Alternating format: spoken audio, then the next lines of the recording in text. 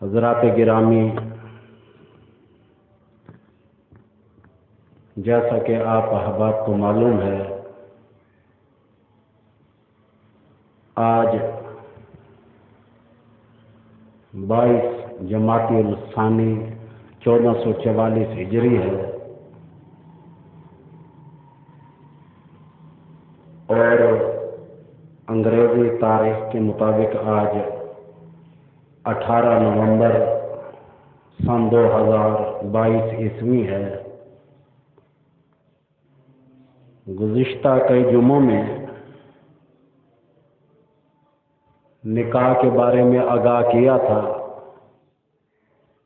اسی طرح ولیمے کے بارے میں اور چیزوں کے بارے میں بھی آگاہ کیا۔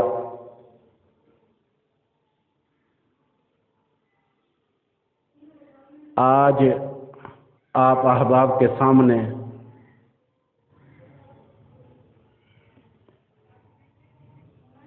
سوچ رہا تھا کہ کیا بیان کروں۔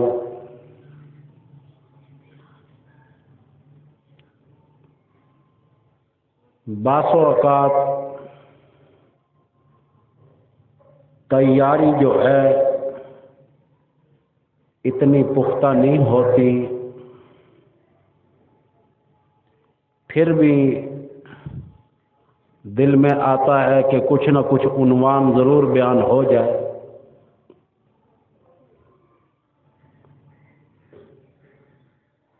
جیسا کہ آج جمعہ ہے، کل صبح میری زوجہ غسل دینے کے لیے گئی، بتا رہے تھے کہ میں اماں ہسپتال میں تھی، محمد جمیل صاحب کی والدہ ماجدہ کئی دنوں سے داخل تھی، لیکن کہنے لگی کہ مجھے گھر لے جاؤ، میں آج رات 12 بجے فوت ہو جاؤں گی، انتقال کر جاؤں گی، اور میں یہ چاہتی ہوں کہ میں گھر میں انتقال کر جاؤں۔ اور ایسا ہی ہوا کہ گھر میں انتقال ہوا۔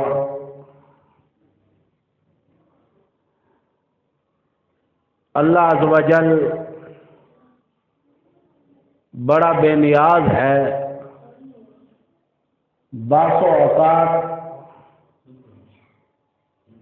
آدمی منہ سے کوئی بات نکالتا ہے وہ پوری ہو جاتی ہے۔ یعقوب علیہ السلام کے بارے میں آتا ہے، بڑا عرصہ بیت گیا، روتے رہے اپنے بیٹے کے لیے، نبی ہو کر بھی نبینا ہو گئے، آنکھوں کی بینائی چلی گئی، روتے روتے۔ کون ہے اللہ کا نبی؟ یعقوب علیہ السلام، اسحاق علیہ السلام کا فرزند ہے، ابراہیم علیہ السلام کا پوتا ہے۔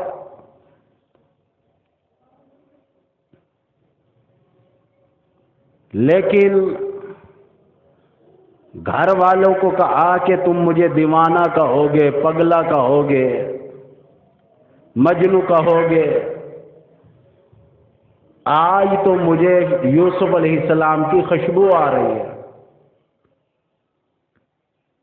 اللہ کے نبی نے بات کی، خوشبو کی، گھر والوں نے کہا کہ روزانہ ہی یاد کرتے ہو۔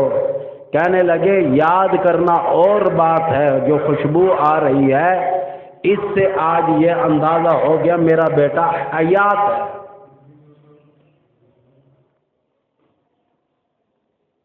یہ رب کا کام ہے۔ امتحان کہتے ہی اسے ہے کہ جس کے بارے میں آدمی کو علم نہ ہو۔ اسی لیے قاری حنیف ملتانی رحمت اللہ علیہ فرمایا کرتے تھے کہ ابراہیم علیہ السلام کو پتا ہوتا تو چھری چلنی نہیں، اسماعیل ذبیح اللہ علیہ السلام کو پتا ہوتا کہ میں بھی نبی ہوں، نبی کا بیٹا ہوں، گلا کٹنا نہیں، پھر امتحان تو نہ ہوا، وہ تو ڈرامہ ہو گیا نا۔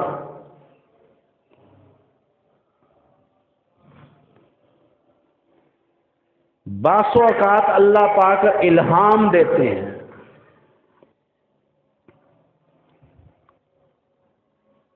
مجھے یاد ہے اچھی طریقے سے، خونی برج کے قریب چھوٹا سا قبرستان ہے، وہاں پر میں فاتحے کے لیے گیا ہوا تھا، تو میری بیٹی ام کلثوم کہنے لگی کہ ابو آج کون سی جوتی پہن کر گئے؟ وہ کہنے لگے بوٹ. منہ سے نکل گیا آج تو ابو بوٹ چوری کرا کے آئیں گے. اور راستے میں مغرب میں نے جس مسجد میں نماز پڑھی، بتانا یہ چاہتا ہوں کہ ایک جوتی کہاں پر رکھی، دوسری کہاں پر رکھی. ایک جوتی میں نے جہاں اوروں کے جوتیاں پڑی ہوتی ہیں وہاں چھوڑ دی، ایک جوتی اندر آ کے رکھی، پھر بھی دونوں چوری ہو گئے.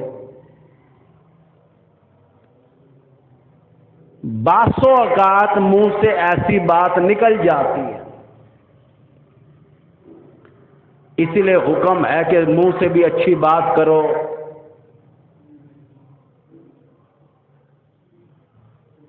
یہاں تک کہ محمد جمیل کا داماد بتا رہا تھا، محمد محسن،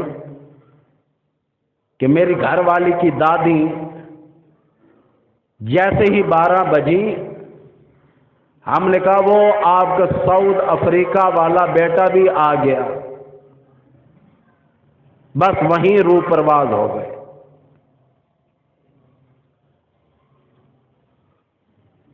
کافی سارے واقعات ایسے ہیں. اور آج بھی موت کے منظر کے بارے میں پڑھ رہا تھا، حدیث شریف میں آتا ہے آدمی کے پیر کے انگوٹھوں سے روح نکلنا شروع ہوتی ہے، اور آدمی کی نگاہ ساری کی ساری روح کی طرف ہوتی ہے. اور یہ بھی بتا دوں، ضروری نہیں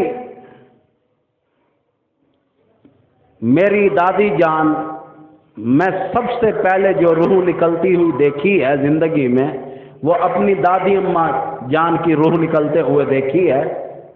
بس سفید سا دھواں نکل رہا تھا، سردیاں بہت تھیں.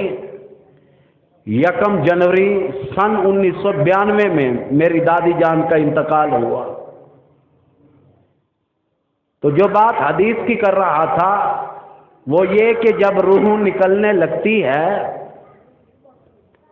آدمی کی نگاہ جو ہے وہ روح کی طرف ہوتی ہے.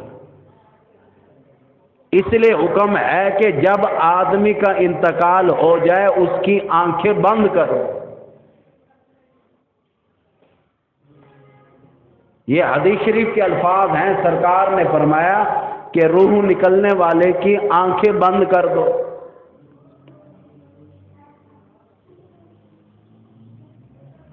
بڑا عجیب نظام ہے موت کا بھی. امام الانبیاء محبوب کبریا حضرت محمد رسول اللہ صلی اللہ تعالی علیہ وآلہ وسلم ایک جنازے کے ساتھ قبرستان میں جا پہنچے. میت کو قبر میں اتارا، یہاں تک کہ قبر بند کر کے دھڑا دھڑ لوگ مٹی پھینکنے لگے. صحابہ کرام فرماتے ہیں ہماری آنکھوں نے کیا دیکھا. امام الانبیاء رو پڑے، اتنا روئے.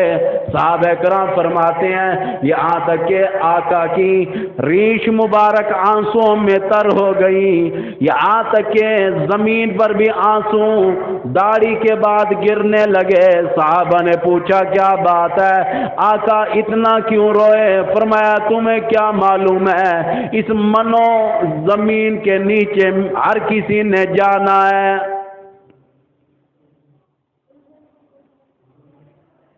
اس کی تیاری کوئی کرنے کے لیے تیار نہیں۔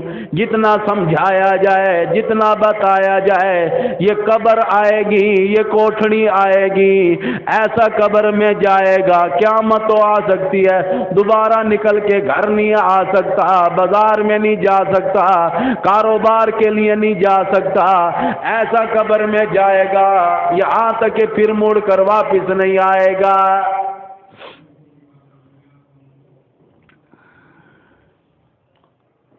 روئے ہیں امام الانبیاء، اس لیے فرمایا کہ نماز پڑھ لیا کرو، قرآن پڑھا کرو، اللہ اللہ کیا کرو، نیکی کیا کرو۔ یہ سارے دھندے دینی کام کے دھندے، یہ سارے آخرت میں قبر میں کام آئیں گے۔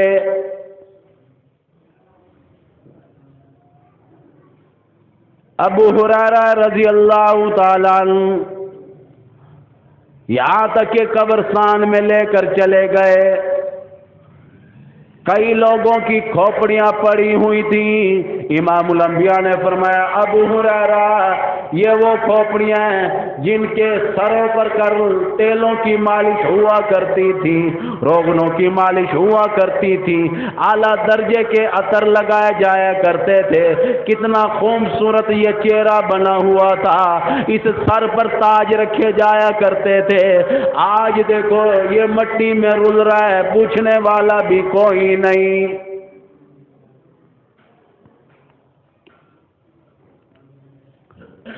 امام الانبیاء نے فرمایا ابو ہریرہ یہ جو تمہیں گندگی نظر آ رہی ہے، کل کھانے کی شکل میں کتنا اعلیٰ درجے کا رکھا ہوا تھا، آج دیکھو اس سے تعفن اٹھ رہا ہے، بدبو اٹھ رہی ہے، لوگ یہاں تک کہ نفرت کرتے ہی چلے جا رہے ہیں، کپڑوں کے چیتھڑے نظر آئے۔ امام الانبیاء نے فرمایا ابو ہریرہ یہ دیکھو یہ ریشمی لباس کے چیتھڑے پڑے ہوئے ہیں، یہاں تک کہ کل کتنا اعلیٰ درجے کا لباس تھا، حسینہ کے بدن پر تھا، آج دیکھو گندگی میں رل رہا ہے، پوچھنے والا بھی کوئی نہیں۔ اس طریقے کے حالات بنتے ہیں۔ قبرستان میں میں نے بتایا سرکار روئے ہیں، لوگ قبرستان میں بھی جنازے کے ساتھ جاتے ہیں، گپے مار رہے ہوتے ہیں، انہیں گپوں سے فرصت بھی نہیں ہوتی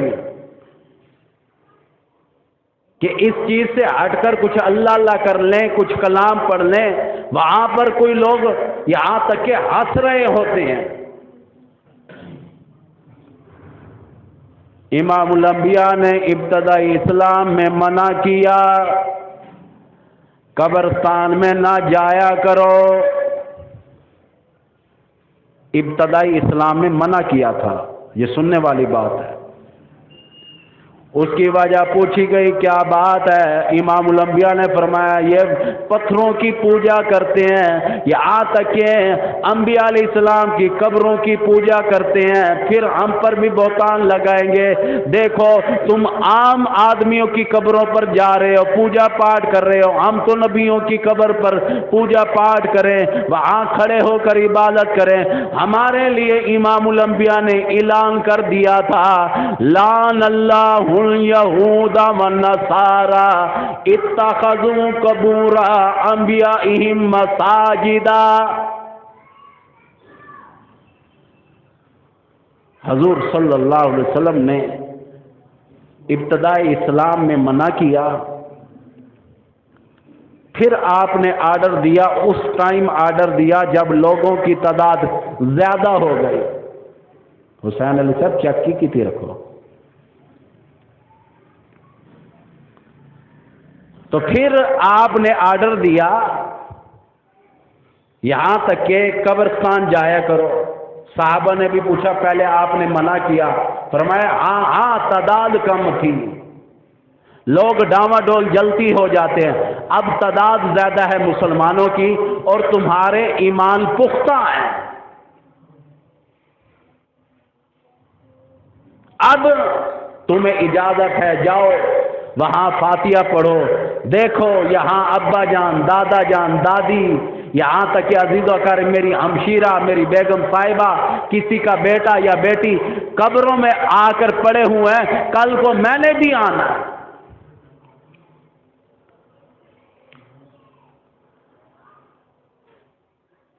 یہاں تک کہ حالات ایسے بنے،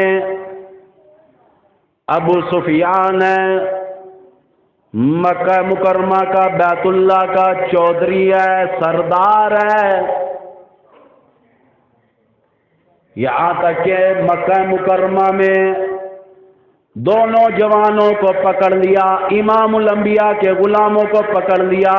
اسی لیے شاعر کہتا ہے ابو سفیان بولے او گناہگاروں مسلمانوں، یہ تمہاری قتل گاہ ہے اسے میلا نہ گردانو. ابو سفیان بول اٹھا، امام الانبیاء کا کلمے کا انکار کر دو، ہم تمہیں رہائی دے دیں گے. امام الانبیاء کا کلمہ طیبہ چھوڑ دو، ایمان کی دولت چھوڑ دو، لایا ہوا قرآن پڑھنا چھوڑ دو، امام الانبیاء کی لائی ہوئی نماز پڑھنا چھوڑ دو، ہم تمہیں چھوڑ دیں گے. اس لیے کہتا ہے، شاعر بھی کہتا ہے ابو سفیان بولے او گناہگاروں مسلمانوں، یہ تمہاری قتل گاہ ہے اسے محلا نہ گردانو. چھوڑ دو. اور آگے بھی بولے، کہنے لگا رہائی دیں گے تم دونوں کو اور خوشحال کر دیں گے، رہائی دیں گے تم دونوں کو اور خوشحال کر دیں گے اتنا کہ مالو مال کر دیں گے. تمہیں اپنی بیٹیاں دے دیں گے، تمہیں اپنی کوٹیاں دے دیں گے، تمہیں اپنی جزاتیں دے دیں گے، پر امام الانبیاء کا کلمہ چھوڑ کر ہم میں شامل ہو جاؤ.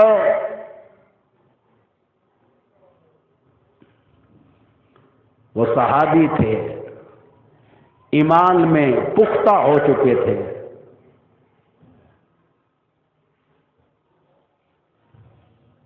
دونوں نوجوانوں کے گلے میں پھانسی کا پھندا بھی ڈالا ہوا اور کہنے لگے کلمے کا انکار کرو ورنہ سولی چڑھا دیا جائے گا، تمہیں یہاں تک کہ پھانسی لٹکا دیا جائے گا. آؤ امام الانبیاء کا کلمہ چھوڑو. اس پر بھی کہنے لگے قارون کی دولت زمانے بھر کا مال و زر، اگر قارون کی دولت زمانے بھر کا مال و زر ملے اسلام کے بدلے ہم تھوک دیں اس پر، ہم تو اس پر تھوکنے کے لیے تیار ہیں. قارون کی دولت کا کیوں کہا، یہ بھی سمجھنے والی بات ہے. پوری دنیا میں حضور کریم صلی اللہ علیہ وسلم کا فرمان ہے کہ قارون سے زیادہ امیر کوئی نہیں آیا. اور یہ بھی یاد رکھنا، حضور نے جو فرما دیا قارون سے زیادہ امیر کوئی آ بھی نہیں سکتا. یہاں تک کہ قارون کے روایات میں 300 اونٹ کے بارے میں بھی آتا ہے یا 40 اونٹ کے بارے میں بھی روایتیں مختلف ہیں کہ صرف خزانوں کی چابیاں ان پر لاد کر لے کر جایا کرتے تھے، اتنا امیر تھا. اس لیے شاعر نے بھی یہی کہا کہ قارون کی دولت زمانے بھر کا مال و زر ملے اگر اسلام کے بدلے ہم تھوک دیں اس پر.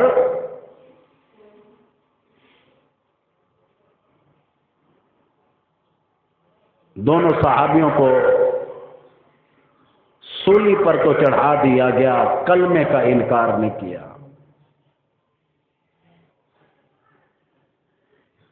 اسی طرح امام الانبیاء کا ایک غلام ہے حضرت حبیب رضی اللہ تعالیٰ عنہ،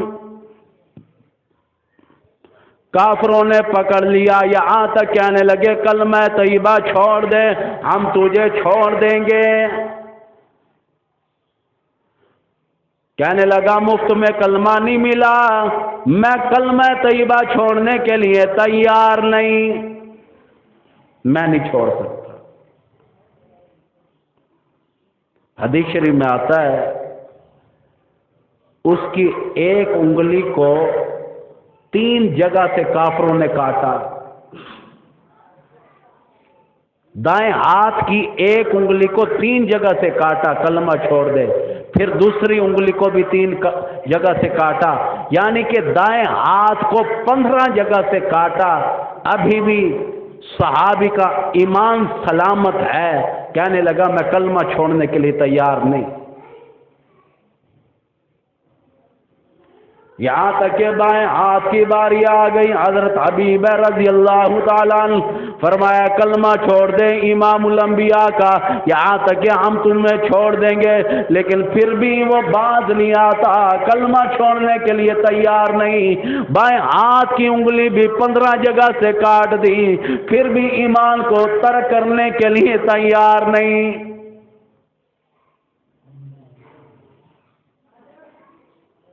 پھر پیر کی باری آ گئی، ایک پیر کو بھی 15 جگہ سے کاٹا، دوسرے پیر کو بھی کاٹا، پھر بھی صحابی جو ہے کلمہ پڑھ رہا ہے۔ یہ تو اتنے ایمان والے تھے، اسی لیے تو سرکار نے فرمایا اب یہ ایمان میں پختہ ہیں، اب یہاں تک کہ یہ قبرستان میں جائیں۔ اسی طرح واقعات ہے مصعب بن عمیر رضی اللہ تعالیٰ عنہ، اتنا امیر صحابی جس کا ذکر امام الانبیاء نے کئی مرتبہ کیا، فرمایا او لوگوں مصعب بن عمیر ہے رضی اللہ تعالیٰ عنہ، اتنا امیر صحابی ہے، روزانہ 200 درہم کا ایک جوڑا روزانہ تبدیل کیا کرتا تھا، باسوں کا 2 جوڑے تبدیل کیا کرتا تھا، عطر و فریل میں ہر وقت ڈوبا رہتا تھا، بڑا امیر گھر کا تھا۔ سرکار کا کلمہ پڑھا، مصعب بن عمیر رضی اللہ تعالیٰ عنہ مسلمان بن گئے، کلمہ پڑھ کے اب گھر میں پتہ چلا بڑے بھائی کو، اور یہ بھی یاد رکھنا مصعب بن عمیر یتیم تھا اور بھائیوں میں سے چھوٹا تھا، ماں نے پالا، یہاں تک کہ دین کی دشمنی بڑی عجیب ہوا کرتی ہے۔ مصعب بن عمیر کے بڑے بھائی کو پتا چل گیا کہ امام الانبیاء کے پاس جاتا ہے، ان کا کلمہ پڑھ بیٹھا، یہاں تک کہ بڑا بھائی کہنے لگا خبردار، اگر آج کے بعد تو نے نبی کا کلمہ پڑھا تیرے ساتھ یوں سلوک کیا جائے گا، تیرے ساتھ یوں کیا جائے گا، یہاں تک کہ تجھے جزا سے نکال دیا جائے گا۔ کہنے لگا بھائی جان جتنی بھی میری بکریاں ہیں تم لے لو، پر آقا کا کلمہ پڑھنے کے لیے تم بھی تیار ہو جاؤ، تم بھی تیار ہو جاؤ، آقا کا کلمہ پڑھنے کے لیے تیار ہو جاؤ۔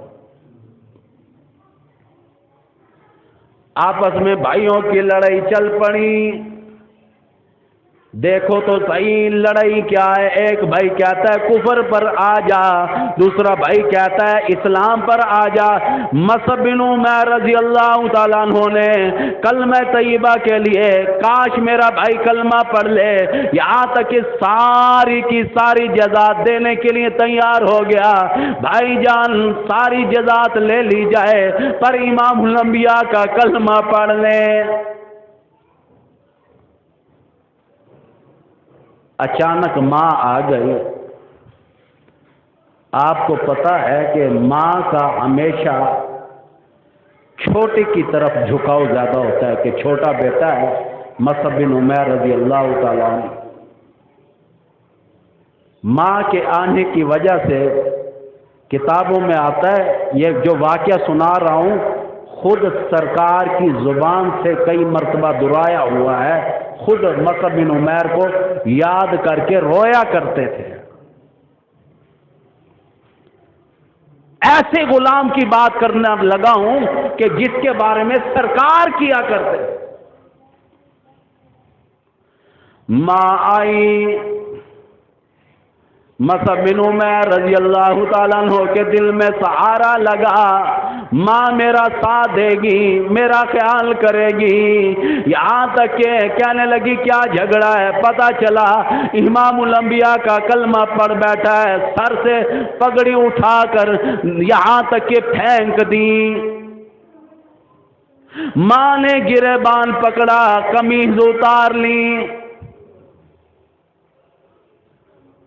کرتا اتار لیا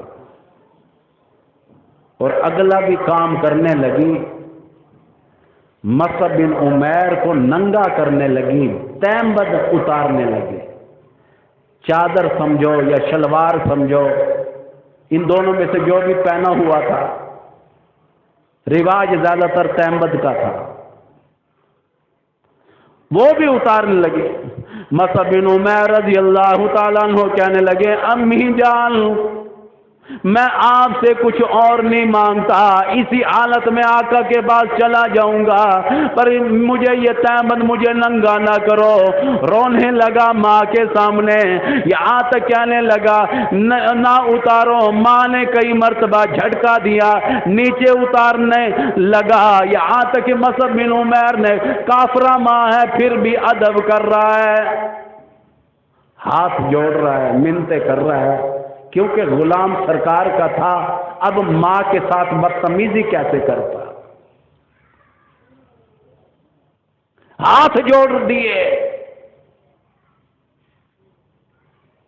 یہاں تک کہ ہمشیرہ قریب کھڑی ہوئی تھی، کہنے لگا امی جان ہمشیرہ کھڑی ہوئی ہے، اس کے سامنے مجھے ننگا تو نہ کرو۔ ہمشیرہ کو کیا دیا؟ وہ پرانے بسیدہ سے ٹاٹ والا جو پرانا کپڑا پڑا ہوا ہے، پھٹا پرانا کپڑا، کئی چیتھڑے اس پر لگے ہوئے ہیں، جس میں گھوڑا گھاس کھاتا ہے، چلو وہی لے آؤ، میں امی جان کو تہمت بھی دینے کے لیے تیار ہوں۔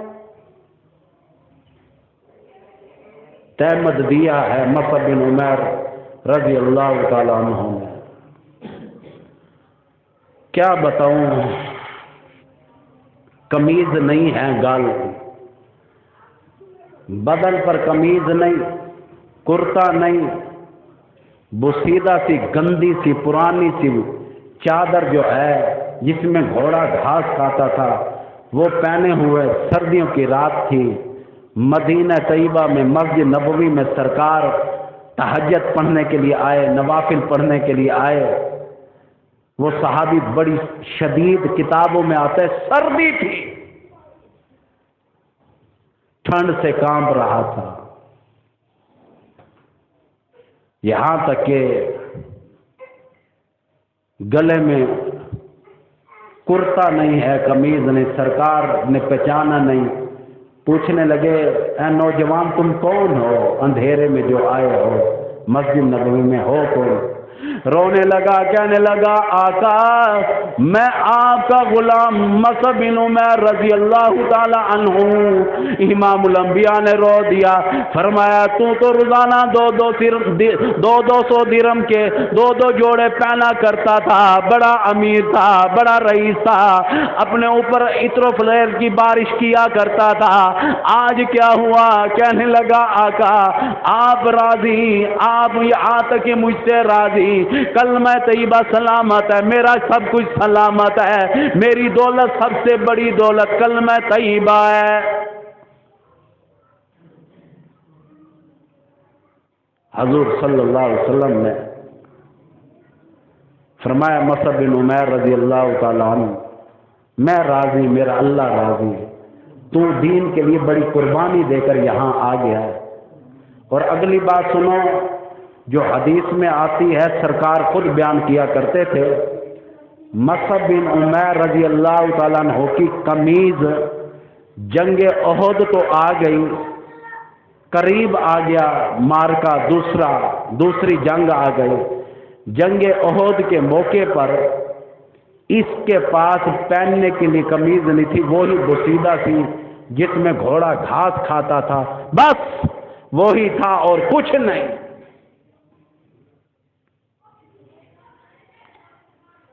جنگ احد میں حضور صلی اللہ علیہ وسلم نے دوپٹہ دیا جو جھنڈے کے طور پر استعمال ہوا، جیسے پاکستان کا جھنڈا ہے نا، جھنڈے کے طور پر کہ یہ مسلمانوں کا ایریا ہے، یہ مسلمان جہاد کر رہے ہیں، یہ اس طرف مسلمان ہیں۔ غالباً اما عائشہ صدیقہ رضی اللہ تعالیٰ عنہ کا دوپٹہ دیا ہوا تھا، فرمایا تمہاری ماں کا دوپٹہ ہے، زمین پہ نہ گرنے دینا۔ فرمایا آقا بے فکر ہو جاؤ۔ کتابوں میں آتا ہے جنگ احد میں یہ صحابی شہید تو ہو گیا، اما عائشہ صدیقہ رضی اللہ تعالیٰ عنہ کا دوپٹہ جو ہے وہ سوٹی کے اوپر جو لٹکا ہوا تھا منہ میں تھا، اسی حالت میں شہید ہو گیا۔ دایاں بازو کاٹا اس نے، دوپٹہ وہ جھنڈا بائیں ہاتھ میں لے لیا، جب وہ کاٹنے لگے تو یہاں تک کہ صحابی نے منہ میں، حضور کریم صلی اللہ علیہ وسلم جنگ احد میں اس صحابی کو دیکھنے گئے، مصعب بن عمیر رضی اللہ تعالیٰ عنہ شہید ہوئے پڑے تھے، اور یہاں تک کہ دوپٹہ نیچے نہیں گرا، اور حضور نے کہا کہ دیکھو میرا غلام کتنا پکا تھا، میں نے اسے کہا کہ ماں کا دوپٹہ ہے زمین پہ نہ گرانا، اس نے کتنا خیال کیا ہے، جان تو دے دی لیکن ماں کا دوپٹے کو نیچے نہیں گرنے دیا۔ ماں کون سی؟ امام الانبیاء کی گھر والی۔ قرآن کہتا ہے امہاتہم، یہاں تک کہ امام الانبیاء کی تمام گھر والیاں ہماری مائیں ہیں۔ بہرحال جن احباب نے سنتے پڑھنے وما علینا الا البلاغ المبین۔